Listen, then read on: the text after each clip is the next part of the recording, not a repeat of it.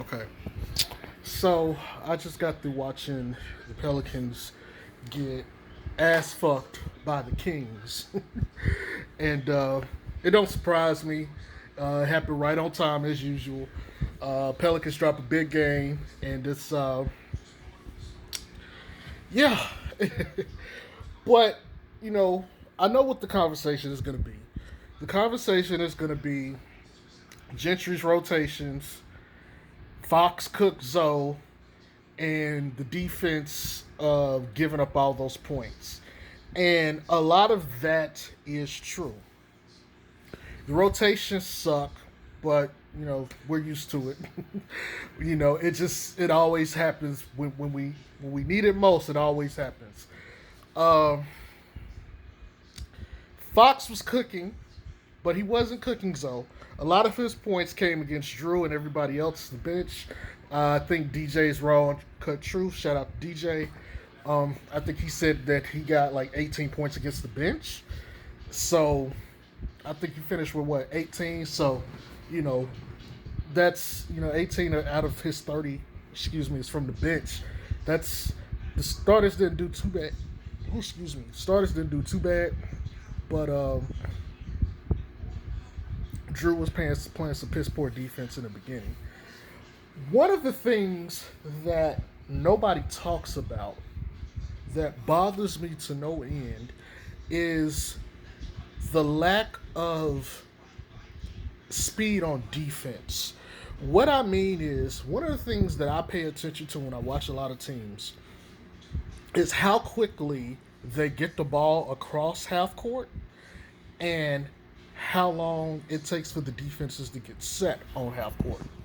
If you go back and watch a lot of the Pelicans games from their bad defense, part of the problem is their defense doesn't get set until 17 seconds is on the clock. By then, a lot of the other teams are already across by at least the 19th second. So they're already in the process of running their plays. The Pelicans' defense does not get set in time to actually defend. And then the communication on the switches or what they're running or how they're going to defend is not clear. So we have ended up with possessions where it'll be Frank Jackson in and he be in with Josh Hart and JJ Redick. And there's a switch that's supposed to happen. And JJ, Josh Hart, and Frank are all on one or two people, and there's somebody clear across the court wide open. And then you'll see one of them, usually JJ, slow footed ass JJ, try to run and contest, and then he just gives up because he knows he's already beat. He can't stop the shot. And then they get the bucket. That is one of the recurring problems. Yes, get your points, but get your ass back on defense. It's a difference when you set up your defense in 20 seconds into the shot clock versus 17. Now you got time to get your man, pick up your man, and get it to and play your defense. When you're sitting there at 17 seconds and Fox is already with the ball at the top of the key, he's going to get his mismatch. He's going to break past Zoe or Drew or anybody else in the league, and then he's going to kick it to the open guy if he needs to. But usually Fox is so damn fast, he can just take it to the hole himself. That's part of the problem. That's not just with the Kings. That is with any other team I've seen. They take entirely too long to get back on defense. They're lollygagging along to do all that. And you know what? The same thing on offense, too. If you go look at their offense, unless they're in transition and Zoe does his job. Now Zoe, I'll give them credit with Zoe. Zoe will try to get that ball up there within 20 seconds and get them running their offense. Usually that's when they get the best shots. If you don't believe me, go watch the film. This is something I've consistently noticed. But Zoe won't get credit for this because people are going to look at the raw numbers. People are going to go look at, the bad shooting percentages and stuff. And I get it. Zoe needs to work on that. But Nobody's going to give him credit for actually getting the ball up the court and getting them into the set or their motions or their actions so they even get the good shot anyway. Yes, he won't get credit for any of the other stuff, but the fact that he pushed the pace and got them to half court within a certain length of time so they can actually get into their sets and run their sets and get their advantages is something that is not he's not going to get credit for. And I've not heard a single pundit or anybody else on YouTube talk about this. This is very, very important. Teams with bad defenses, I assure you not, more times than not, they will not be setting their defenses in time to actually defend the other team. So that's one of my first points. Secondly, the roster is terrible. I said this before the season started. I'm gonna say it again. That roster is shit. One of the things that pissed me off today to no end is, Gentry would take out all the starters at some point, whether it was he take out 2 or 3 here and then get another 2 or 3 later, and then you end up with J.J. Redick, Frank Jackson, Josh Hart, Nico Melli, and Jackson Hayes. Now, here's the problem. Frank Jackson is as far as a ball handler.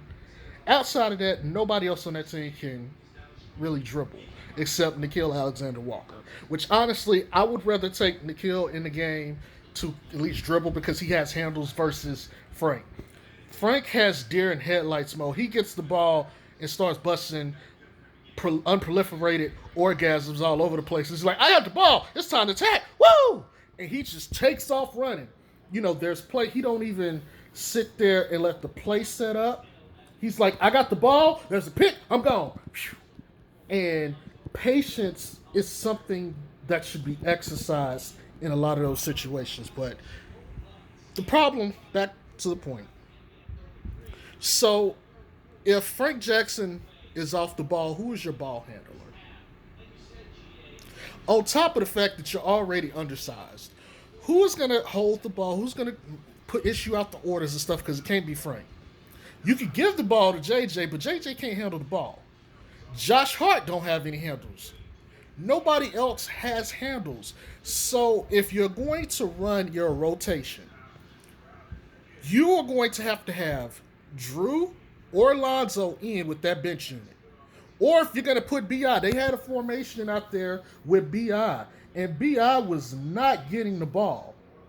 B.I. should have been running the offense. And the problem with that is, too, if you're going to have B.I. run the offense, you're putting an immense amount of pressure on him to not only facilitate, but to knock down his shots. He has Frank Jackson, who's pretty much useless. You got Josh Hart, who, I don't know if people have noticed, but his jump shot is entirely too slow. Josh Hart will get the ball, and by the time he sits there, he does his little palm thing. He's got to sit there, set the ball in his hands. The defender is on him. He had an open shot, and this happens every game, and he can't take it because his jump shot is way too low. I mean, not way too, it takes way too long. So you got Josh Hart, who can't really get an open shot unless, like, somebody slipped and just forgot about him. Then you got Nico Melli. He's a high IQ player. He can knock down shots, but he's not consistent enough for me where I would say he's a knockdown shooter yet. Outside of that, he's too clunky. He's clumsy. He will give you effort. He will give you smart plays, but he's mainly just a waste of space out there. Let's just be honest. And I like Nico Melli. But then there's Jackson Hayes. Jackson Hayes is just kind of at the mercy of the rest of the team. It's just like, and when you look at him, he's like, okay, what the fuck am I supposed to do? Like somebody, hey, like they're trying to get the pick. And he's like, what do you want me to do? I don't know. What, like, and that's another thing. I get it that you, Gentry, want to say, oh, I want to run these motion offenses. We don't run plays. But the problem is the offense at times gets confused. They don't even know what the fuck to do. And if you don't have one of those two, Drew or Zoe, preferably Zoe, or maybe even B.I., then you're going to have a clusterfuck. So what happened was, in particular in the third quarter, and I'm pretty sure everybody was talking about it on Twitter, he pulled out all the starters at one point and they had the game within like 2 or 3 points. Then he put all those guys in and all the stuff I said started happening. Now the lead is up 12 within like 2 minutes left. You're just like, right on schedule. Even with BI in, BI wouldn't even get in the ball to make a any kind. He couldn't do anything. And when he did get the ball, it's the last 10 seconds, and he's forced to make a play. That's not fair to BI too, to put him in that situation. Okay, come bail us out. No, you assholes need to learn to play around BI. Let's just keep it honest. You need to learn to play around BI. BI is obviously the best player on the team.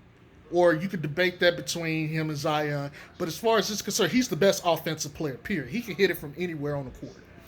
If he wants the ball at the top of the key, give him the goddamn ball at the top of the key. If you're not a starter, if you're not Zoe, if you're not Zion, and honestly, I don't even want to include Zion because Zion ain't played enough. If you ain't Zoe, you need to shut the fuck up.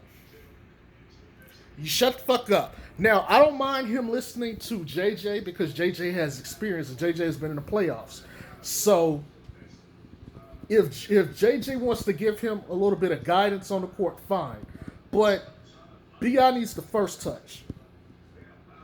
BI needs the first touch. BI needs to get set and get in a position to attack. He needs to get the first touch every time. Then Zion. Lonzo and Zion, they can do their thing.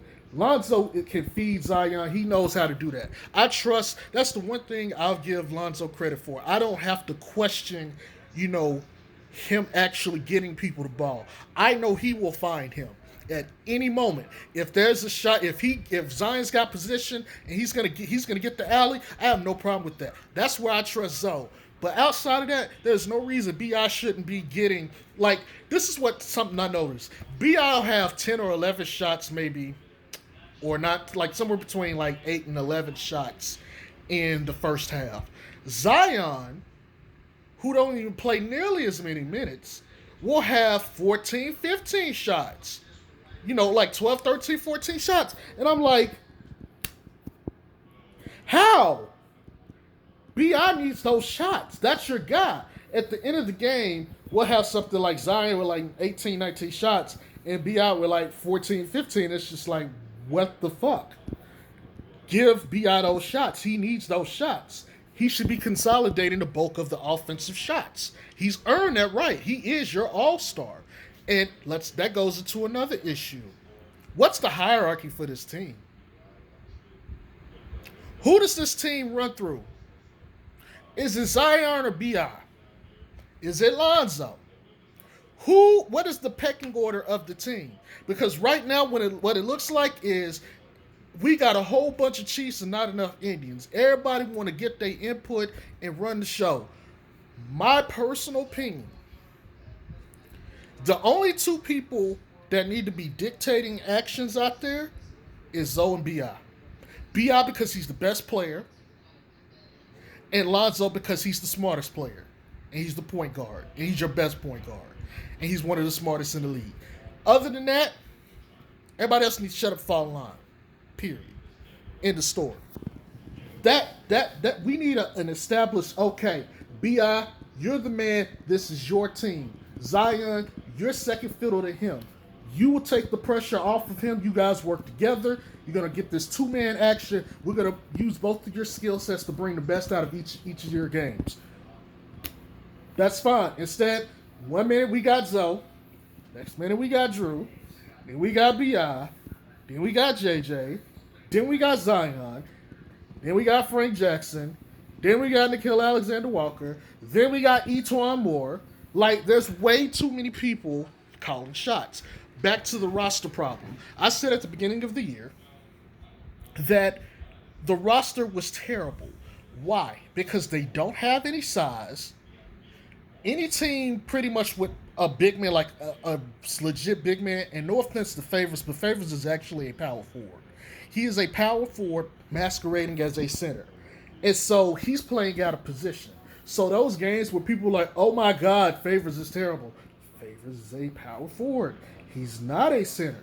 He is undersized. He is undermanned. He is high IQ. He's smart. He knows what he's doing and everything, but that's not good enough. He he's not going to win those matchups like that. That's a huge hole in that roster. But anyway, let's talk about the guards.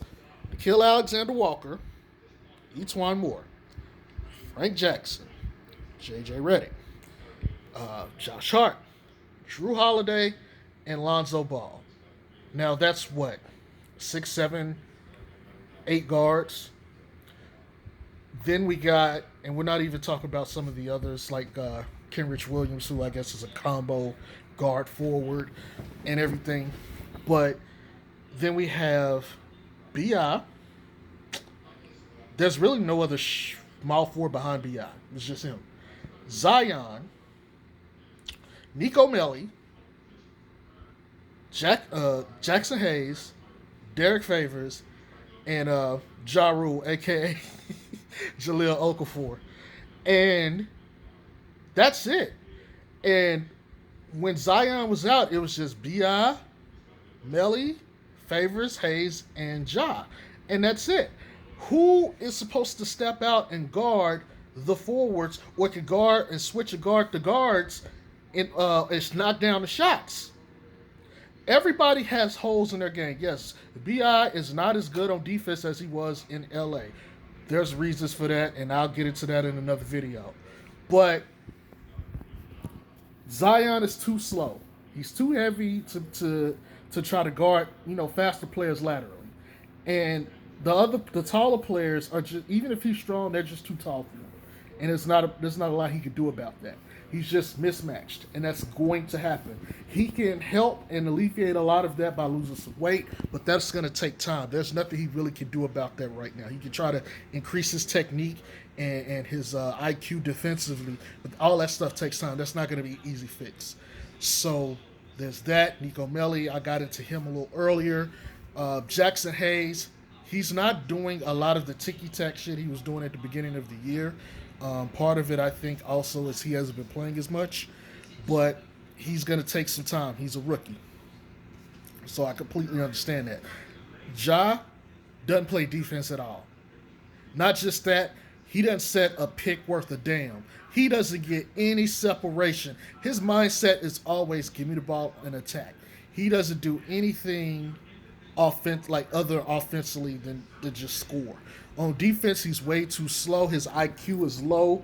He's just not good. Like, all that bulk and size for nothing is practically useless.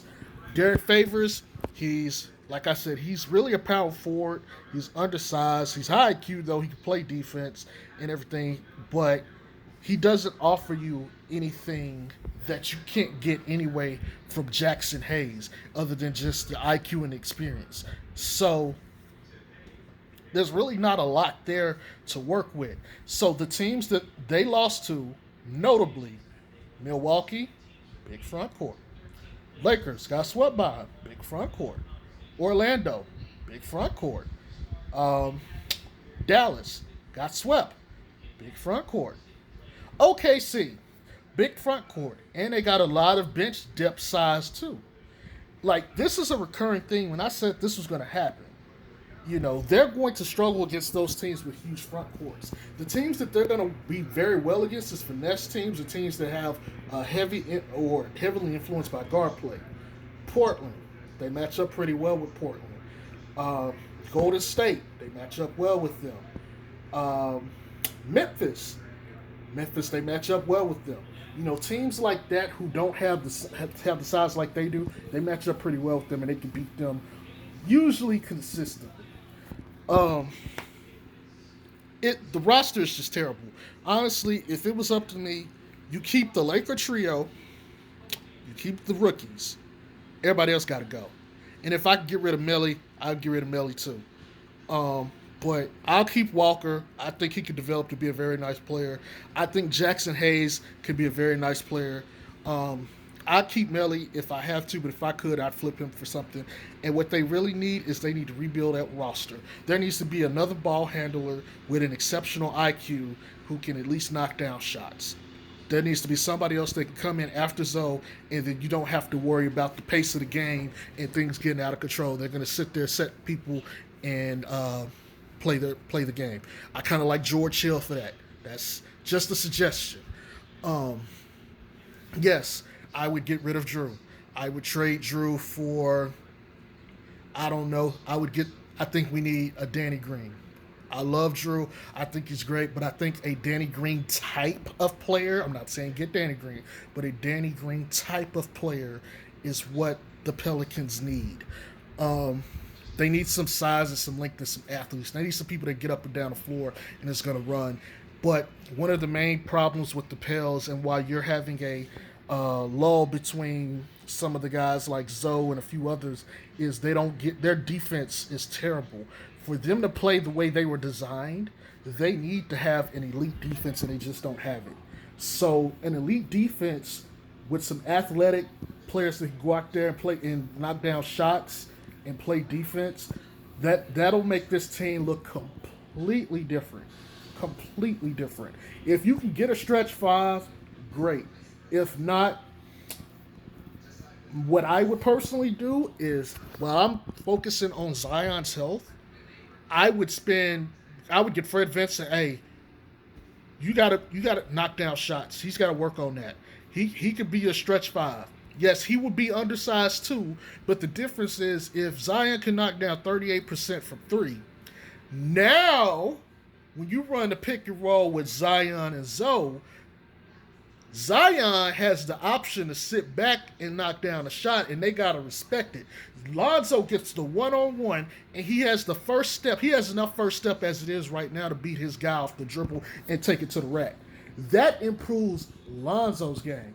But it'll elevate BI's game too, because when you put BI with them, now it's like, okay, what's BI gonna do and what's Zion gonna do? Now it's just like, okay, we'll sag off of BI and we'll stick with Zion, and we'll try to play up on BI as close as we can. We'll put somebody in between, and that'll work in a lot of cases, but those two are just talented and they'll overcome it. But when you have to guess between what Zion is going to do, and Zion is smart, now you add a whole nother dimension, because now BI can get a one-on-one. Or you can either get him a free drive to the rack, because they might both stick on Zion if he's on fire, and now you open up the floor for everybody else. But right now, this roster is terrible. Gentry's going to have to go. I don't know what coaches are available. I would have to look that up and make another video about that. But this one is already almost 23, it'll be 23 minutes long. And that's all. I just kind of want to put my little synopsis out there. I have a lot more to say. I just don't want to drag this video along as my first video. But I'll be back to talk more about the Pelicans. But that piece of shit right there, y'all could have kept that. Like, y'all could have kept that shit, But go Pels, I guess. Go Pels. Won't bow down my ass. They bow down like a motherfucker. But this is Jay Strokes. I'll see y'all in the next one. Peace. And shouts to the rest of my fam on Twitter. DJ and Ramon Wilson and the others that's out there. If I forget you, it's because my mind is kind of all over the place and shit right now. But I know some of y'all are like, no, you two are the main ones. So shout outs to you and some of the other guys and everything. And I hope y'all have a good day. Peace and be safe.